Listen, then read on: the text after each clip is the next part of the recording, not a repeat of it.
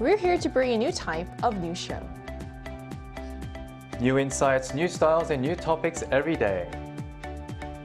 We are News Generation. Bringing news just for you. It's Wednesday, July 22nd here in Seoul. I'm Lee Soo-jin, and this is News Generation. Joining us today is Ki-hoon. Happy Wednesday. Happy Wednesday, and also Jessica's with us. Happy Wednesday, everyone. Happy Wednesday. And both are here to speak on behalf of people in their 20s and 30s. We're already halfway through the week, and we're taking on one of the toughest relationship questions out there to get over that mid-week slump. So everyone has different deal breakers when it comes to love and marriage. So here's today's question. We're starting off kind of strong. So is cheating an automatic deal breaker in a marriage for you, Kyun? 100%. Okay. 100%. Firmly. Yeah, firmly. Cheating doesn't happen accidentally, nor because that person was unaware of it. It comes with pure intention, and even if you know it's the wrong thing to do, you've already done it, which already shows that, you've made a big mistake. Yes. So having to live with someone who has already lost faith in you and vice versa, it's only going to be a build-up of more hate to come, and a continuous arguments and constant conflict, which I don't like personally. And I don't think I can see my significant other in the same light once I find out that she has cheated on me. For my sake, to be honest, and my mental well-being. And so I think ending the marriage seems like the right choice for everyone that's involved. I wonder, do you think having kids or having for just yourself or any other people, I think that's another story, because once you have kids, it makes the decision even harder, because you think about the child first. And I don't want to go there, to be honest, but I'm talking about before having a child. So it's better to actually end the marriage before you have a child. But if you do have a child, I think maybe give them a second chance. Who knows? That really would make a difference. But I get why. For some people, cheating isn't the biggest deal breaker. But like you said, I think what you said about it being so intentional makes it feel like an ultimate betrayal. So what are your thoughts on this, Jessica? 150%. I would add just the 50% more to what Ki-hoon said, because I agree with everything he said, but just to add on a little bit more, I think for me it's more than an emotional betrayal, because for me it shows the capacity of the persons to make decisions in life. Because usually when you cheat, I think it shows a lot of the person's character, how that person performs under pressure, stress, temptation, and like what kind of decision they make or choices. So surprisingly, I would be more okay with someone falling out of love with me and then tells me that they want to move on, rather than trying to maintain the relationship through cheating or doing something that I don't know of. Because I think that can be very normal. But cheating shows the capacity for the persons to hold many, many challenges in life. And I would very much not want to continue my life and go through challenges and difficulties with someone I can't trust. Yeah. So like you say, if they didn't break it off when they should have, it's almost like it shows that they're very inconsiderate and very selfish to do that. So, and now it's time for our weekly debate. So today we're taking a closer look at one of the most controversial issues in marriage: infidelity, and whether it should have legal consequences. So how do countries today deal with adultery through the law, Kyun? So in South Korea, up until 2015, adultery was deemed unlawful here, and that carried a prison sentence of up to 2 years without any fine. However, it was abolished on the grounds that marriage and family life cannot be maintained through legal coercion, while at the same time violating one's sexual autonomy, privacy, and freedom. Now, looking at other countries around the world, Korea isn't the only country to have abolished this law. In fact, it is actually one of the later countries to have followed suit. So if we take a look at the screen, adultery was abolished from 1937 in Sweden, 1947 in Japan, 1968 in Germany, and 1975 in France, and in some states in the US. While China, regulations do exist, but there are no adultery punishments. So we can see that Korea was actually one of the newer countries to actually abolish this law. However, adultery remains a criminal offense in some countries governed by Islamic law or influenced by Catholic traditions, where it may be treated as a serious offense. So it really depends on the cultural and, of course, the religious background of countries. Right. So it's interesting how attitudes have shifted from treating adultery as a crime that also would lead to also jail time to seeing it more as a private matter, although that still isn't the case everywhere. And that brings us to the bigger question and our first debate question for today's discussion of where the law should draw the line between private relationships and public responsibility. And our panelists here have their OX paddles ready. So let's put it to a vote and see where they stand on this issue. So the first debate question we have is, should infidelity be punishable by law? Yes or no? Jessica, do you want to go first? It's a yes for so me. Yes, it should be. Okay. Yeah, I know. Oh, cute. To know. Okay, I would be very interested to hear it. But for me, I think, as we mentioned, there are some that argue that there is a reason that marriage is a standing legal and social institution, and it is almost a contract. So if there isn't a punishment by law, it shouldn't have a special place like a legal status that it has in terms of marriage. And also because, as Kyun mentioned, since it was abolished as a criminal offense, now you can only file civil charges, and it can go up to about 10 million won to 30 million won for the victim to charge the offended. And that is only around $6,700 US to maximum 20K, I believe. And personally, I believe it's not so much about the money, but it's about the time, the emotions spent, and the resources that you created together to build a relationship. So I think the bigger question is, what is the necessary legal protection for something as legal status as a marriage when it is broken is the important question for me personally. Are you arguing that we should bring back the imprisonment of more than 2 years perhaps? I think it's not so much about the imprisonment, but I don't think there should be limits. On the civil damages, yes. You mean? Oh. Yes. So you don't, because you feel like, so getting rid of the the punishment where they get prison time, that can be abolished, but you just want the amount. Yeah, and it's so difficult because it's not so much about the criminal charges being brought back, but I wish there was more weight put on the damage that is being done when a relationship is broken, because people treat it as more as an emotional betrayal, but I think it's more than that. I think it is an investment that you put in together, almost like a business. Yeah, also time goes into it too. So you said no. You know, Cheska has a good point. But Thank you. on the other hand, Yes. regulating and punishing someone in their private sexual life and personal emotions through criminal law seems like an excessive exercise of state power and violates the right to self-determination.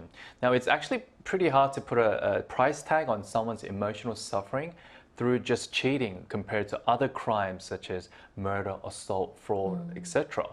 And of course, marriage comes with great commitment and responsibility.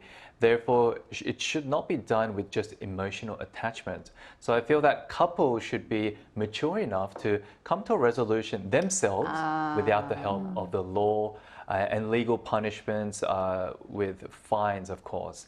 So as we see already, many countries have already adopted abolishing adultery, as it seemed too much of intervening in people's personal lives, which highlights that this particular issue is not something to be dealt in a court. Right. So one side argues that marriage is a legal commitment that deserves legal protection, while the other believes the government shouldn't interfere in people's private lives. So it's a debate between protecting the institution of marriage and protecting individual freedom. So we also wanted to hear what our viewers think on this. So we ran a poll on the Ida News YouTube channel asking, should adultery be punishable by law? And here's what the results showed. So nearly 2/3, or 62%, believe adultery should be punishable by law, while 38% disagreed. So looking at the results, it seems many people still see marriage as a commitment that deserves legal protection. And while the legal consequences of adultery have changed, public opinion is often a different story. So how is adultery viewed in Korean society today since the laws changed in 2015? Yeah, so while culturally, I think, depending on the culture and, religion, people view cheating sort of differently. In Korea, I think it is quite highly unforgiving because especially in one survey, Koreans actually ranked infidelity and cheating as the #1 most unforgiving moral behavior. And if we take a look at the screen, we can see this a lot more clearly. So interestingly, some argue that since adultery was decriminalized in 2015, public opinion has become even harsher because criminal punishment is no longer an opinion. Many believe that the quote, court of the people has to be a lot stronger. And now people actually actually expose the affair publicly, and they reveal the identities and profiles of the people involved, and even sort of file official complaints at the workplace. Because I think before, a lot of Koreans try to put it under the carpet, try to be a little bit more hush-hush, even if they were the victims. But now they're becoming more public, and now people are actually making it so that the cheaters will be known. And I think one of the opinion is because it was decriminalized, people feel like they deserve more justice from the opinions of the people. So they want it to be out there so that they can get the responses and the feedback. Yeah. And I guess, we just saw from the poll, the public opinion. Yes. The majority believes they should be criminally punished. So I see why that's happening. So even without the criminal punishment, social consequence can be severe, with public opinion often being the harshest judge. And that raises another question about where those consequences should end, leading to our second debate question of the day. And once again, our panelists will use their OX paddles to cast their votes.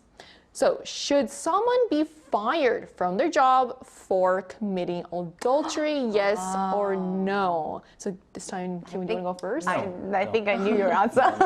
Again, by the same logic, Go on.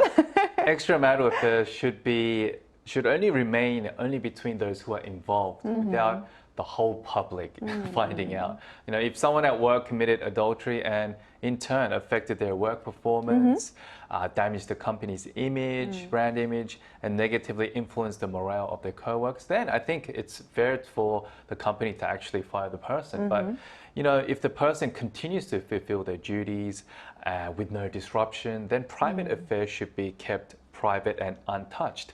Now, if the company dismisses a person purely based on what they personally think is wrong, then that's considered abuse of power, which is another debatable moral issue that will arise. That's what I think, Cheska. Okay. I may be actually more Korean than I think I am, but I actually do think there should be some punishment and even dismissal when it comes to affairs like this, because as I mentioned earlier, I think there is a very fine line between what is a public affair and a private matter. So when some people are held higher standard and ethical standards in their career, such as people who are in legal forces or people who are in education or public officials, then I think cheating demonstrates their decision-making capacity and their honesty and integrity, which they are held very highly for their position and the job. And as Kyun mentioned, it can damage the brand of the officials and the position as well. So I would actually think dismissal could be in place. And also, there was actually a case where a police officer was involved in an extramarital affair and was actually dismissed from his position for that cause. Yeah. Right. So one side sees adultery as a private matter that shouldn't affect employment, while the other argues that trust and integrity matters, especially in professions held to higher ethical standards. So we want to hear directly from our viewers on this as well. So we ran another poll asking, should public officials or teachers then be dismissed for adultery? And here's what the results showed. So the results showed a clear majority, with 66% voting yes and 34% voting no.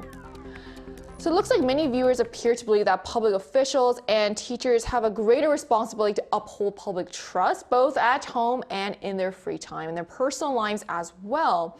But what about people whose lives are already in the public eye? And that brings us to our final debate question for today's topic. Should celebrities then get canceled if they commit adultery? We know there's a big cancel culture going on these days. Yes. This one is tricky, but I'm going to stick with they should be, only because, and I grew up in America, so this is very Korean of me, but I do strongly believe that fame is a privilege, not a right. So the fact that they are earning, income and sort of status through people's support and sort of emotional and even physical donations, I think they are held to a higher standard and accountability when it comes to moral wrongdoings. And also, public celebrities sort of influence a lot of young people's behavior and also maybe their standard of ethics. So I do think they should be held at a higher standard for that reason. I see. So what's your take on this? I'm on the other side today. I'm very against just today for some reason. It's okay. It makes it interesting. Yeah, it does. does. And I'd love to hear your opinion. I think moral failings certainly do deserve criticism. Yes. But the public response these days seems excessively harsh at times and punitive at the same time. Now with the widespread use of social media where people can pretty much leave any kind of personal hateful comments actually agree with that you actually on that. cross the line to really hurt the other person. Yeah. And in South Korea, certain film directors and business leaders have faced negative criticism from the public opinion for years. And I believe the criticism has perhaps gone a little too far because it's already happened, 5-10 years ago, and they're still talking about it because it's gossip, right? And people like gossip. And I also believe that there should be a clear distinction between a person's professional achievements and their private personal lives. So although celebrities need a good public image, of course, to maintain their level of popularity, at the end of the day, they're just humans with similar flaws just like us. And whether you're a fan or just a consumer of whatever their product is, I think you have the choice to just not watch, not buy, boycott it. So I think at the end of the day, just live and let live. So one side believes public figures should be held to a higher moral standard, while the other argues that those who make mistakes shouldn't face a lifelong punishment. So to close out today's discussion, let's hear your personal and final takeaways on this. So what stood out to you most from today's discussion, Cheska? I think, first of all, I really love the debate because we were on both opposite sides, so I got to hear different arguments. But I think at the end of the day, the question that I still have is, where do you draw the line between something that is personal and private versus it becoming public? Because I still believe that a lot of the things that humans make, either it's a mistake or a decision, it shows the capacity of their decision-making process. So for me, while cheating is a personal matter, it does show the person's capacity to perform other works in more public places or in official settings. So I still would hold cheating at a higher standard and would like my colleagues and my bosses to be held at a higher standard as well, as I hold myself at a higher standard. And your future husband as well. Please do. Don't cheat. Please. Yeah, I mean, do you agree? You mentioned several times that it's about character, and especially like public figures or celebrities or even teachers are the ones, especially teachers are supposed to teach you moral standards, but if they're not following those basic standards of being faithful. Exactly. I feel like it'd be hard for me as a student to really take their word to heart. Right, and especially if they're leaders at a company or even a country. Right, How do I trust that person to not fall or crumble under certain pressure and temptation? And like celebrities also often say like they're not supposed to be role models, but they're in the public eye. People look up to them, so it is what it is. What are your thoughts on this, Kyun? Honestly, no one's perfect, but everyone strives for perfection, which it's common for everyone, but it's not easy. It's definitely not easy, but it's a very difficult thing to achieve. And the saying, what goes around comes around, is something that I try to follow every day, and it's a good constant reminder that good things happen to good people, and obviously bad things can happen to bad people. So trying to be a good person first before expecting the other person to be good to me could be the first step to becoming a person who can actually meet the right person, especially when it comes to marriage. It's a huge decision in your life, a massive commitment that comes that follows from that decision onward. And a contract. And a contract as well, but I don't think you shouldn't just be binded by that contract. It goes beyond that. It's all about trust. When you go through your lows, can the other person be with you next to you, and vice versa?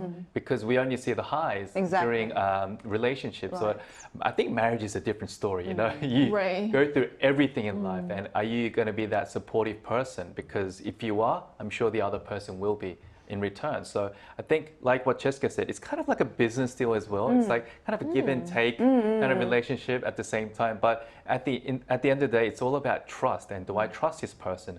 And in order for me to trust that person, I need to be a trustworthy person. So I think it works both ways. And I hope everyone falls into a healthy relationship and ends up marrying the right person, just like me. I'm not. Karma is really real. Oh, yes, well said.